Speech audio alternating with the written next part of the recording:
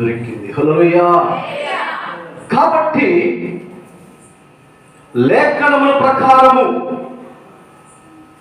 ప్రవచనముల ప్రకారము ఆయన ఈ లోకంలో జన్మించి ఉన్నారు. క్రీస్తు పుట్టక ముందే, క్రీస్తు పూర్వము 750 సంవత్సరాల క్రితమే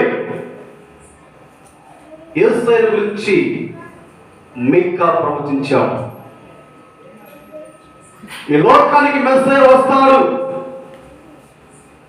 ఈ లోకంలో రక్షణ జన్మిస్తాడు,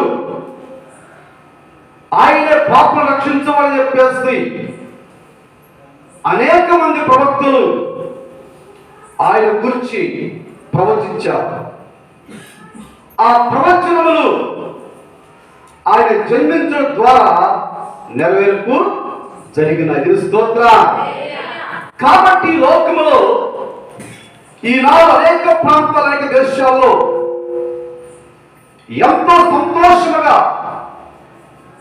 ఆనందముగా ఆ యొక్క పుట్టుక వెలుగును జరుపుకుంటున్నది. స్తోత్రం. హల్లెలూయా. ఈ నెల, ఈ సందర్భంలో చూసినట్లయితే, ఈ రోజులో చూసినట్లయితే ఎక్కడ చూసినా సంతోషము, ఆనందం. ఎందుకని? మనకు యేసయ్య లోకములో జన్మించి ఉన్నాడు కాబట్టి ఎంతో సంతోషకరమైన దినం ఈ రోజు. దిన స్తోత్రం. ఈ నెలంతా కూడా కొన్ని ప్రాంతాల్లో జనవరి నెలలో కూడా చేసుకుంటూ ఉంటుంది. స్తోత్రం. కాబట్టి యేసయ్య పుట్టుక ద్వారా లోకానికి సంతోషం వచ్చింది. యేసయ్య పుట్టుక ద్వారా లోకానికి వెలుగు వచ్చింది. యేసయ్య పుట్టుక ద్వారా లోకానికి విడుదల వచ్చేసింది. స్తోత్రం. హల్లెలూయా. మరి కొద్ది నిమిషాలు వాక్యం ధ్యానం చేసుకొని ముందుకు సాగిపోదండి. చూడండి, పరిశుద్ధ గ్రంథముల నుండి మత్తయి సువార్త 2వ అధ్యాయము 10వ వచనము 11వ వచనము చదివి సహాయం చేయండి. వారు ఆ నక్షత్రమును చూచి అత్యానంద భరితులై ఇంటిలోనికి వచ్చి తల్లి అయిన మరియను ఆ శిశువును చూచి సాగిలపడి ఆయన పూజించి తమ పెట్టెలు విప్పి బంగారమును, సాంబ్రాణిని, పూలమును కానుకలుగా ఆయనకు సమర్పించిరి. హల్లెలూయా. వారు ఆ నక్షత్రమును చూచి, ఎవరు వారు? ఈ రాత్రి కాల సమయంలో ధ్యానం చేసుకుందాం. వాక్యం సెలవిస్తా ఉంది, వారు ఆ నక్షత్రమును చూచి ఏమయ్యారట? ఆనందభరితులయ్యారట. ఎవరు వారు? తూర్పు దేశపు జ్ఞానులు. ఈ తూర్పు దేశపు జ్ఞానులు కొన్ని వందల మైళ్ళ దూరం నుంచి ప్రయాణం చేస్తూ ఎంతో వ్యవస్థకు వచ్చి కష్ట నష్టములు భరించి వారు ప్రయాణం చేసి బాలు యేసును దర్శించుటకు ఆరి యొద్దకు వచ్చి ఉన్నారు. స్తోత్రం. 1 మైలు కాదు, 2 మైలు కాదు, కొన్ని వందల మైళ్ళ దూరం ప్రయాణం చేస్తూ ఆ నక్షత్రం చూసి ఆరి యొద్దకు వచ్చినట్లుగా లేఖన భావం తెలియజేస్తూ ఉంది. హల్లెలూయా. హల్లెలూయా. అయితే ఆ జ్ఞానులు పశువుల తొట్లో ఉన్న యేసయ్యను చూచి ఆయనతో మాట్లాడుతూ ఉన్నారు. ఆ పశువుల తొట్లో ఉన్న ఆ బాల యేసును చూసి వారు ఈ రీతిగా మాట్లాడుతూ ఉన్నారు. ఏమని తెలుస్తున్నా? ఈయన రాజ్యమేలే, దైవ రాజ్య సంభూతులు చెప్పేసి వారు ఎంతగా ఆయన గురించి మాట్లాడుతూ ఉన్నారు. అంత మాత్రమే కాదు కానీ ఆయన సిలువలో వేలాడే లోక రక్షణ చెప్పేసి ఆయన గురించి ఉచ్చారణ చేస్తూ ఉన్నారు. హల్లెలూయా. హల్లెలూయా. అంత మాత్రమే కాదు కానీ ఆయన ప్రజల పక్షమున విజ్ఞాపన చేస్తే విజ్ఞాపన కర్తను సంబోధిస్తూ ఆలయంలోకి వచ్చి ఆయన పూజించినట్లుగా లేఖన భాగం తెలియజేస్తూ ఉంది. హల్లెలూయా, హల్లెలూయా. కాబట్టి వీరు ఎవరంటే తూర్పు దేశపు జ్ఞానులు. హల్లెలూయా, హల్లెలూయా. ఈ జ్ఞానం చూసినట్లయితే హృదయపూర్వకముగా ఆ నక్షత్రమును చూసి ఆయన వద్దకు వచ్చి ఆయన గురించి ఉచ్చారణ చేస్తూ సంబోధన చేస్తూ లోక రక్షకుడు, లోకము మీద రాజ్యాధిపతి, ప్రజల పక్షమున విజ్ఞాపన చేస్తే విజ్ఞాపన కర్తని ఆయన సంబోధిస్తూ మాట్లాడుతూ హృదయపూర్వకముగా ఆయనకు కానుకలు సమర్పించిరి. హల్లెలూయా, హల్లెలూయా. మరొకసారి మాట చదవండి. 10వ వచనం. సాగిలపడి ఆయనను పూజించి 10వ వచనం పైనుంచి వారు ఆ నక్షత్రమును చూచి అత్యానందభరితులై ఇంటిలోనికి వచ్చి తల్లి అయిన మరియను ఆ శిశువును చూచి చూసారండి,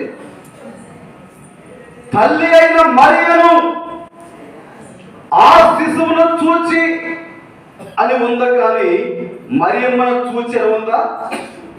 జాగ్రత్తగా వినా. ఇక్కడ ఆ శిశువును చూచి ఏం చేశారు వాళ్ళు? ఏం చేశారండి? సాగిల పడ్డారు. స్తోత్ర.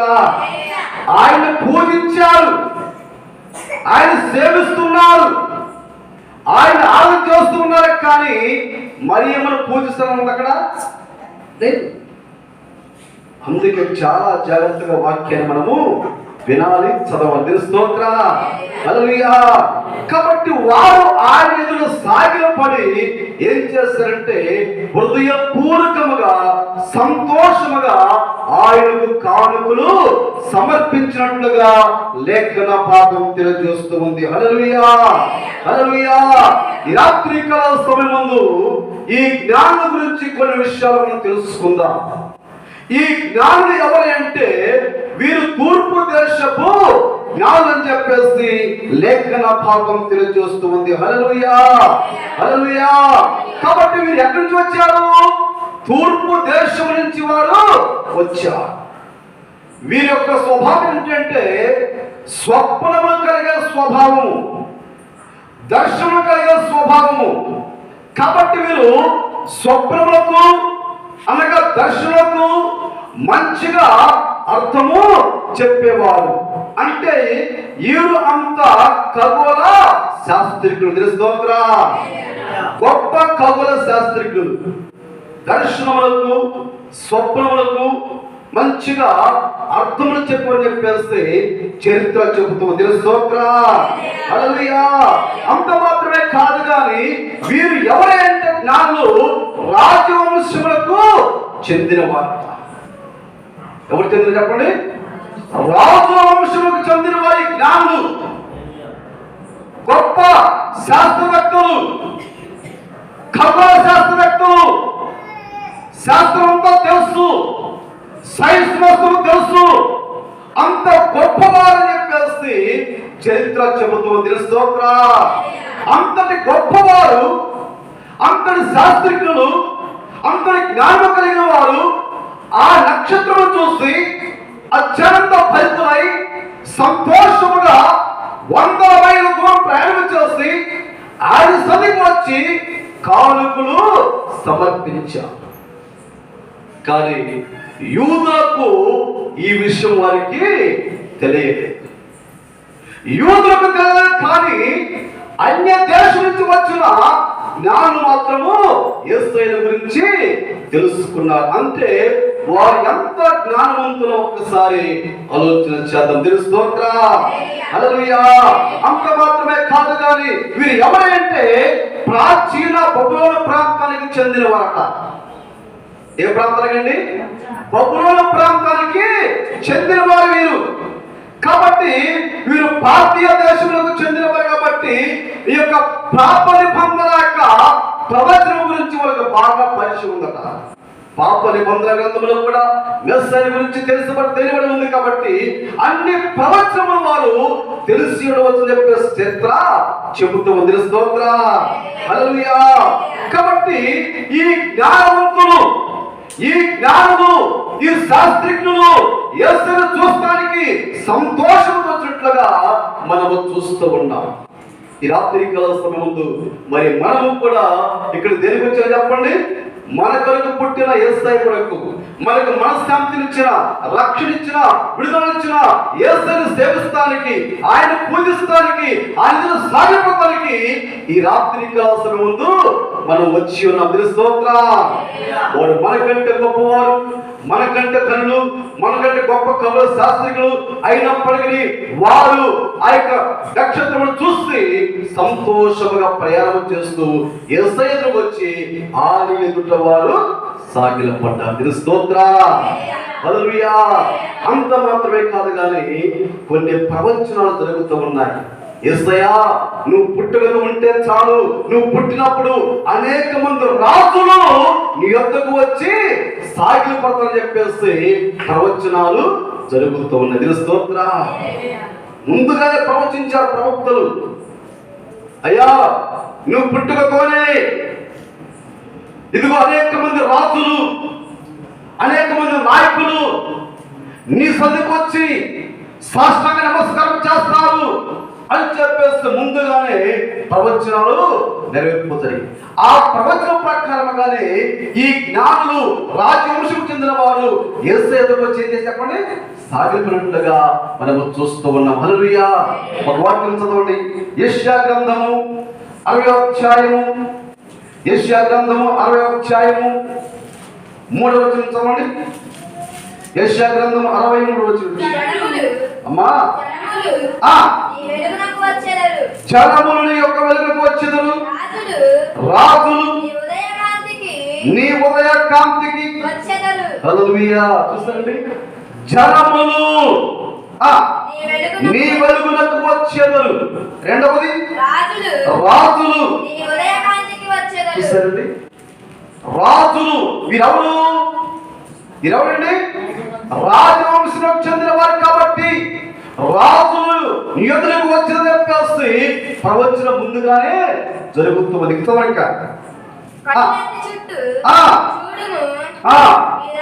మీరందరూ కూడుకొని నీ యొద్దకు వచ్చుచున్నారు, నీ కుమారులు దూరం నుండి వచ్చుచున్నారు,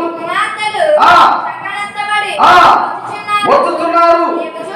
నీవు చూచి ప్రకాశిందువు, ఉప్పొంగును సముద్ర వ్యాపారము, జనముల ఐశ్వర్యము నీ యొద్దకు వచ్చును. హల్లెలూయా. రాజవంశపు వారు, జనముల ఐశ్వర్యము నీ యొద్దకు వచ్చును. కాబట్టి వారు రాజవంశానికి చెందినవారు కాబట్టి, వారి జ్ఞానులు కాబట్టి, వారు ఎంతో గొప్పవారు కాబట్టి వారు ఏం చేస్తారంటే ఐశ్వర్యమును, ఘనతను తీసుకొని ఆయన ఎదురుకు వచ్చి సాగిపోయినట్లుగా లేఖన భాగం తెలియజేస్తూ ఉంది. హల్లెలూయా. హల్లెలూయా. అంత మాత్రమే కాదు కానీ యెషయా గ్రంథము 60వ అధ్యాయము 6వ వచనము, ఒంటెల సమూహము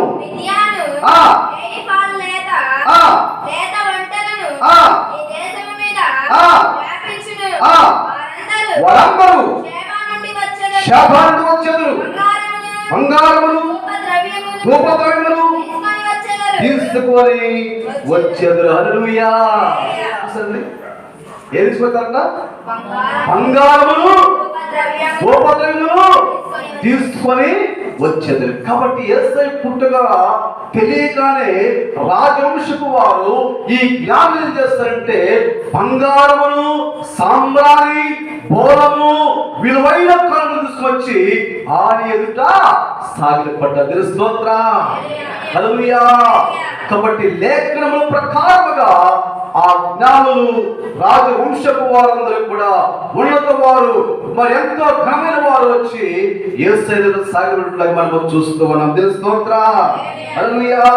కాబట్టి జ్ఞానులు ఏం చేస్తారంటే ఆయన ఎదుటికి వచ్చి సాగిలా పడ్డారు, అంటే నమస్కారం చేశారు, అంటే హృదయపూర్వకంగా ఆయనను ఆరాధిస్తున్నట్లుగా మనము చూస్తూ ఉన్నాం. కాబట్టి దైవ సన్నిధికి వచ్చిన మనము కూడా ఏం చేయాలి చెప్పండి?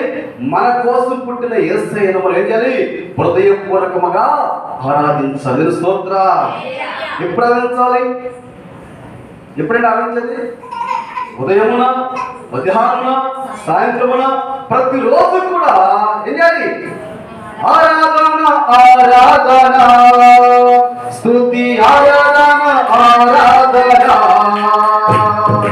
ఆరాధన ఆరాధన, స్తుతి ఆరాధన ఆరాధన, ఉదయమున సాయంత్రమున, ఉదయమున సాయంత్రమున ఆరాధన నా తండ్రికే, ఆరాధన నా తండ్రికే, ఆరాధన నా తండ్రికే, ఆరాధన నా తండ్రికే. హల్లెలూయా. కాబట్టి ఆ యొక్క రాజవంశపు వారు ఆ జ్ఞానం చేసినట్టే ఆయన వచ్చేసి సాగిలపడి ఆయనకు ఆరాధన చేస్తున్నారు. మరి మనము కూడా ఏం చేయాలంటే హృదయపూర్వకముగా దైవస్థులకు వచ్చి మనము కూడా ఆయనను సేవించే వారముగా ఉండాలి. స్తోత్రం. హల్లెలూయా. అలాంటి ఆరాధన ఆయనకి ఇష్టమైన ఆ చిన్ని యేసు, ఆ బాల యేసు వద్దకు వచ్చి వారందరికి కూడా సాష్టాంగ నమస్కారం చేసినట్లుగా లేఖన భాగం తెలియజేస్తూ ఉంది. హల్లెలూయా. హల్లెలూయా. అంత మాత్రమే కాదు కానీ వారు ఎలా ఆరాధించారంటే విరిగి నలిగిన హృదయముతో యేసయ్యను ఆరాధిస్తున్నారు. ఏమొస్తుంది చెప్పండి? విరిగి నలిగిన హృదయముతో. కాబట్టి మన హృదయముతో దేవుని ఆరాధించాలి కానీ పెదవులతో ఎంత ఆరాధించినా నిష్ప్రయోజనం చెప్పేసి లేఖన భాగం తెలియజేస్తూ ఉంది. హల్లెలూయా. హల్లెలూయా. కాబట్టి ఆయన ఆరాధిస్తానికి వారికి ఉన్న విద్య కానీ, వారికి ఉన్న హోదా కానీ, వారికి ఉన్న మరి ఆ యొక్క ఉన్నత అధికారం కానీ ఏది కూడా వారికి అడ్డు రాలేదు. వారు ఎవరు అసలు? గొప్ప కవుల శాస్త్రజ్ఞులు, హోదా కలిగిన వారు, ఉన్నత వంశానికి చెందినవారు, గొప్ప మరి ఉన్నతమైన వారు. అలాంటి వారికి ఇవేవి కూడా వారికి అడ్డు రాకుండా, వాటిని లెక్క చేయకుండా వారు నమ్రత కలిగి, విధేయత కలిగి, వినయముతో ఆ యుద్ధకు వచ్చేసి సాష్టాంగ నమస్కారము చేస్తున్నారు. స్తోత్రం. హల్లెలూయా. మరి మనము కూడా మనకున్న హోదా కానీ, మనకున్న ఐశ్వర్యం కానీ, మనకున్న ఆస్తి అంతస్తులు కానీ ఏమి కూడా అడ్డు రాకూడదు. నాకు చాలా మంది కూడా హోదాను చూసుకొని గర్విస్తూ ఉంటారు, పేరు చూసుకొని గర్విస్తూ ఉంటారు. కానీ వీళ్ళు ఎవరండి? ఖగోళ శాస్త్రజ్ఞులు, గొప్ప శాస్త్రవేత్తలు. అయినప్పటికీ వాటన్నిటిని పక్కన పెట్టేసి యేసయ్యను సాష్టాంగ నమస్కారం చేసి పూజిస్తున్నట్లుగా లేఖన భాగం తెలియజేస్తూ ఉంది. హల్లెలూయా. హల్లెలూయా. అయితే వారు యేసయ్య వద్దకు వచ్చి ఎలాగూ సేవిస్తూ ఉన్నారు, ఎలాగూ పూజిస్తూ ఉన్నారో రెండు మాటలు చెప్పి నేను ముగించి వేస్తాను. స్తోత్రం. హల్లెలూయా. వారు యేసయ్య వద్దకు వచ్చి ఏం చెప్పారు? కానుకలు సమర్పించారు. ఏం కానుకలు అవి? ఒకటి బంగారం, రెండు సాంబ్రాణి, మూడు బోలం. హల్లెలూయా. హల్లెలూయా. కాబట్టి ఈ తూర్పు దేశపు జ్ఞానులు, ఈ రాజవంశపు వారు, ఈ ఉన్నతమైన వారు, హోదా కలిగిన వారు, మంచి పేరు కలిగిన వారు, మంచి హోదా కలిగిన వారు ఎలా వచ్చారంటే నమ్రత కలిగి ఆ యొక్కకు ఉన్నతమైన విలువ కలిగిన బంగారము, సాంబ్రాణి, బోధ తీసుకొని ఆయనకు వచ్చి సాగిలపడ్డది. స్తోత్రం. ఈ మూడు కూడా చాలా విలువైనది. స్తోత్రం. కాబట్టి మనం కూడా ఏం చెప్పండి? యేసయ్యకు వచ్చినప్పుడంట విలువైన వస్తువులతో యేసయ్యకు ఆయన జన్మించినప్పుడు, ఆయన పుట్టినప్పుడు ఏం చేస్తారు? వట్టి వచ్చారండి, వట్టి చేతులతో ఊపుకుంటూ వచ్చారా? ఏం చేశారు? బంగారము సాంబ్రాణి బోలము తీసుకొని ఆయన ఎదుట సాగినట్లుగా లేఖన భాగం తెలియజేస్తుంది. హల్లెలూయా, హల్లెలూయా. ఈ బంగారం చూసినట్లయితే రాజు అధికారములకు సాదృశ్యం. బంగారము అధికారానికి సాదృశ్యముగా ఉంది. కాబట్టి ఈ లోక అధికారము, ఈ రాజ్యానికి అధికారము ప్రభు అయిన యేసుక్రీస్తు. స్తోత్రం, హల్లెలూయా. ఈ లోకమును గమనించండి. నాయకులు గాని అధికారులు గాని గౌరవించాలంటే ఒక సింహాసనం వేసి వారికి ఒక అధికారం అనేది ఇస్తూ ఉంటారు, ఒక విలువిస్తూ ఉంటారు. కాబట్టి అలాంటి వారికి మంచి బహుమానాలు ఇస్తూ ఉంటారు. అందుకనే బంగారం అనగా అధికారులకు, రాజరికములకు, సింహాసనకు సాదృశ్యము. స్తోత్రం, హల్లెలూయా. కాబట్టి మన యేసయ్య సింహాసనసుడైన స్తోత్రం, హల్లెలూయా. ఆయన సింహాసనం మీద నుండి ఆయన రాజ్యమును ఏలుతున్నట్లుగా లేఖనాలు సెలవిస్తూ ఉన్నాయి. కాబట్టి బంగారము అధికారములకు సాదృశ్యం. రెండవగా చూసినట్లయితే ఏమన్నా సాంబ్రాణి. ఈ సాంబ్రాణి ఎవరు వేస్తారు చెప్పండి? ఇంట్లో ఉన్న పెద్దలు, ఇంట్లో ఉన్న అధికారులు, ఇంట్లో ఉన్న స్త్రీలు ఎవరికి వేస్తారు? ఎప్పుడు వేస్తారు సాంబ్రాణి చెప్పండి? హల్లెలూయా. చాలా మంది నిలవరినప్పుడు పిల్లలు స్నానం చేయించినప్పుడు ఏం చేస్తారు? తల్లులు ఏం చేస్తారు? మంచి వాసన, సువాసన కదండి. గుర్తుందా మీకు అసలు? మంచి సువాసన వస్తుంది, పిల్లవాడు మంచి కొట్టాడు వెళ్తారని చెప్పేసి ఆ సాంబ్రాన్ని వేస్తుంటారు. స్తోత్రం, హల్లెలూయా. ఈ సాంబ్రాన్ని ఇక్కడ చూసినట్లయితే ప్రధాన యాజకునికి సాదృశ్యముగా కనబడుతుంది. స్తోత్రం, హల్లెలూయా, హల్లెలూయా. ఈ సాంబ్రాన్ని ప్రధాన యాజకుని గుర్తు. ఈ యాజకులు ఎవరు? దేవునికి ప్రజలకు మధ్యవర్తి దైవ సేవకుడు.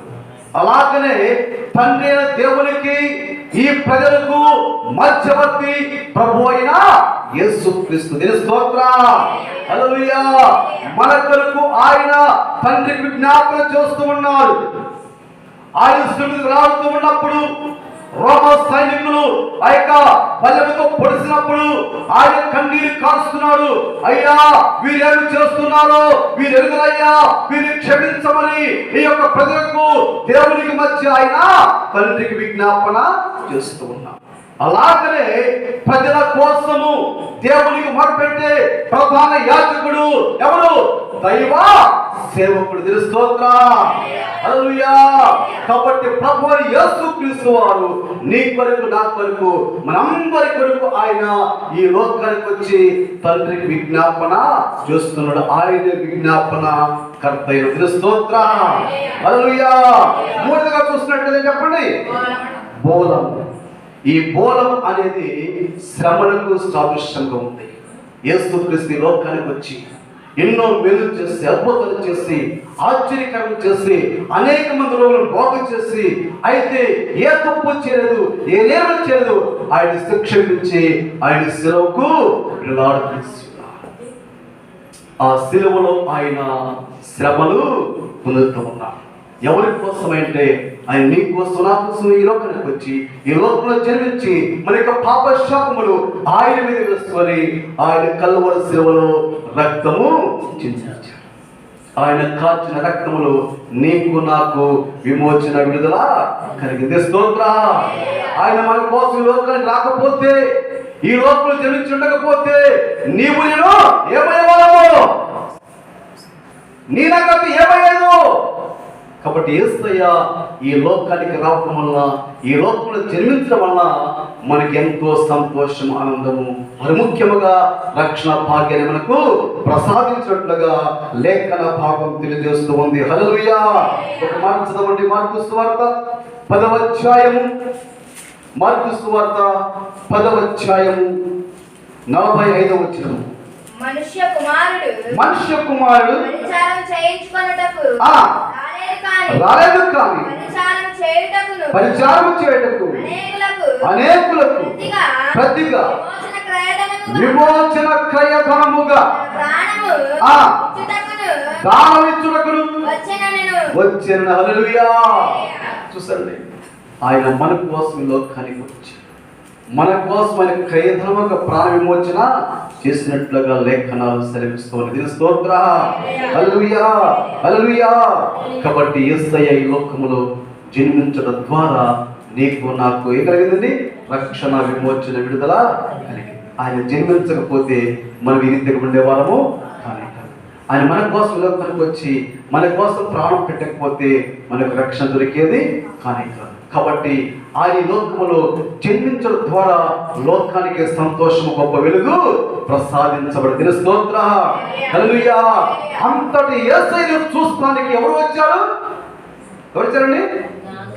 జ్ఞానులు వచ్చినట్లుగా మనం చూస్తూ ఉన్నాం. ఏ జ్ఞానం వాళ్ళు? శాస్త్రిజ్ఞులు, గొప్ప ఖగోళ శాస్త్రిజ్ఞులు, రాజవంశపు వారు. వారి హోదా ఏమి కూడా అడ్డు రాలేదు, కానీ వారు తగ్గించుకొని కొన్ని వందల మందిలో ప్రయాణం చేసి ప్రయాసపడి ఆయన సన్నిధికి వచ్చి ఏం చేశారు? సాగరపడి వారికి ఆవులు చూస్తున్నట్లుగా మనము చూస్తూ ఉన్నాం. హల్లెలూయా. మరి నువ్వు ఎలా చేస్తున్నావు? నీ హృదయం మారిందా? నీ మనస్సు మారిందా? మనస్సు మారకుండా ఆరాధన చేస్తున్నావా? హృదయం మారకుండా ఆరాధన చేస్తున్నావా? పరిస్థితులను చేసుకుంటే మంచిది. యేసయ్య పుట్టుక ద్వారా నీ నా హృదయం మారితే అప్పుడే నీకు నాకు సంతోషము, ఈ ఆనందం. దీని స్తోత్ర. హృదయం మారకుండా, మనసు మార్చుకోకుండా ఏదో పెదవులతో ఆరాధన చేస్తే నువ్వు చేసే ఆరాధన, నువ్వు చేసే క్రిస్మస్ వ్యర్థమైనదా కనపడుతుంది. హల్లెలూయా, హల్లెలూయా. ఈ శాస్త్రిజ్ఞులు, రాజవంశపు వారు ఎంతో తన ఉన్న హోదా అడ్డుగా ఏం రాదు, కానీ వారు తగ్గించుకొని దైవస్థకు వచ్చి ఆ బాలుని యేసయ్యకు వచ్చి సాష్టాంగ నమస్కారం చేసినట్లుగా మనము చూస్తున్నాం. హృదయపూర్వకంగా ఆయనను సేవించినట్లుగా మనము చూస్తూ ఉన్నాం. అలాగనే దైవస్థకు వస్తున్న మనము కూడా యేసయ్యను ఎలా ఆరాధించాలి? అలాంటి ఆత్మతోను సత్యముతోను ఆరాధించాలి, అంతేగాని పెదవులతో కాదు. హల్లెలూయా, హల్లెలూయా. కాబట్టి జ్ఞానం వచ్చి హృదయపూర్వకముగా ఆయన్ను ఆరాధిస్తున్నట్లుగా మనం చూస్తూ ఉన్నాం. అంత మాత్రమే కాదు, కానీ వారు వచ్చేటప్పుడు విలువైన కానుకలు ఆయనకు సమర్పించినట్లుగా మనము చూస్తూ ఉన్నాం. హల్లెలూయా. మరి యేసయ్య పుట్టుక రోజున చూస్తానికి వచ్చినప్పుడు వారందరూ కూడా ఏం చేశారు? బంగారము, సాంబ్రాణి, విలువైన లోహములు, విలువైన బంగారమును తీసుకుని వచ్చి ఆయన్ను సేవించారు. కాబట్టి మనం ఏం చేయాలి? ఏం చేయాలి చెప్పండి? చప్పట్లు కూడా ఆరాధన అయిపోతా, పాటలు పాట ఆరాధన అయిందా? ఏం చేయాలి ఇప్పుడు? అమ్మో, బంగారం వేయాలంట, చేద్దాము వద్దా? హల్లెలూయా కదండి. మరి వాక్యానుసారంగా అయితే చేయాలంట. వారు ఏం చేస్తారు? బంగారం తీసుకుని వచ్చారు. ఇప్పుడు యేసయ్య ఈ రోజున పుట్టుక రోజున మీరు ఏం తీసుకుని వచ్చారో నాకు తెలియదు. యేసయ్య స్తోత్ర. హల్లెలూయా. కాబట్టి ఎప్పుడైనా యేసయ్య కోసం ఒక పోగేశారా? చెప్పండి, నిజంగా చెప్పండి. మరి నిజంగా మీరు హృదయపూర్వకంగా ఆరాధన చేస్తున్నారా? ఎప్పుడైనా ముక్కుపూర్వకంగా వేస్తారా? యేసయ్యా, మా అయ్యగారు ఎన్నో సంవత్సరాల నుంచి టైల్స్ కోసం ప్రార్థన చేస్తున్నారు, మెస్ల కోసం ప్రార్థన చేస్తున్నారు, మరి ఎంతో కన్నీరు కారుస్తున్నారు. అయ్యా, నా మనసు కరగట్లేదు అయ్యా, నేను బాగా పెట్టుకుని వస్తున్నాను విలువైన బంగారము, అందుట్లో మాత్రం వేయడానికి నా మనసు రాకదని చెప్పేస్తాం అనుకుంటున్నారు. కానీ ఎప్పుడైనా యేసయ్యకి ఇద్దామని ఆలోచన వచ్చిందా? ముక్కు పోతే బేస, ఇది పోతే చంపచూరుడు, ఇది పోతే నకిలిసు, ఇది పోతే ఏం చేయాలి, ఈ పోతే కాలకూడదు కదండి. ఇన్ని కొనుక్కుంటున్నారే, యేసయ్య పని కొరకు నువ్వేమి ఇస్తున్నావు? యేసయ్య కార్యం కొరకు నువ్వేమని చేస్తున్నావు? హల్లెలూయా. ఒక పాస్టర్ వచ్చి అడిగారంట, అమ్మా నేను మందిరం కట్టుకుంటున్నానమ్మా, ఏదైనా కానుక ఇవ్వమ్మా అని చెప్పేసి అంటే ఆ మందంట, నా దగ్గర ఏమి లేవయ్యా, ఉద్యోగం చేసుకుంటున్నా, జీతం కూడా కొద్దిగా వస్తుందయ్యా, ఏం చాలు కదయ్యా అని చెప్పేసి అంటా ఉందంట. మరలా రెండోసారి వచ్చి అడిగారంట, అమ్మా దేవుని మందిరం పని ఆగిపోయిందమ్మా, కొంచెం సహాయం చేయమని చెప్పేసి అంటే ఏమీ లేవయ్యా నా దగ్గర అసలు ఇవ్వటానికి, ఇవ్వాలని మనసు ఉంది కానీ నా దగ్గర ఏమి లేవని చెప్పేసి అంటాము. హల్లెలూయా. అయితే ఒకరోజు నామంట మోకరించి ప్రార్థన చేస్తామంట. యేసయ్యా భాషగా వస్తున్నాను, నా దగ్గర అయితే డబ్బులు నీకు తెలుసు కదయ్యా, నాకు ఇవ్వాలని మనసు ఉంది కానీ రావట్లేదయ్యా, మరి ఇవ్వాలని ఉంది కానీ డబ్బులు లేవయ్యా అని చెప్పేసి ప్రార్థన చేస్తున్నట్ట. ఆ రోజు అయిపోయింది, రెండో రోజు అయిపోయింది, మూడో రోజు, నాలుగో రోజు ప్రార్థన చేస్తుంటే దేవుడు చూపిస్తున్నాడంట. ఏం చూపిస్తున్నాడు చెప్పండి? నిజంగా జరిగిన సంఘటన. ఆ అమ్మాయి ఉంది కూడా ఇక్కడ కాదులే, వేరే ఊళ్ళో ఉంది. నిజంగా జరిగిన సంఘటన.